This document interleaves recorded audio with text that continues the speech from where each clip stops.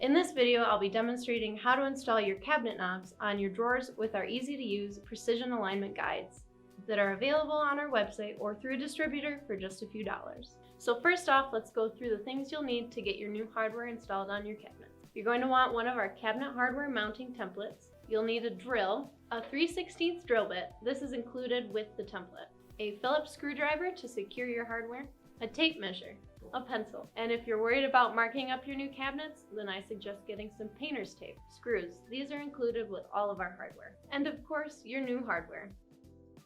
Cabinet doors generally have the knobs installed near the lower corner on upper cabinets, or the upper corner on lower cabinets, on the sides that open outwards. We're going to start with installing a knob on a door, so grab your cabinet door template and hold the guide up to the corner. Determine where you want your knob mounted and then mark your hole. Next, use your drill and the provided 3/16 bit to create the hole. Insert the screws into the back of your cabinet and use your Phillips screwdriver to secure your hardware.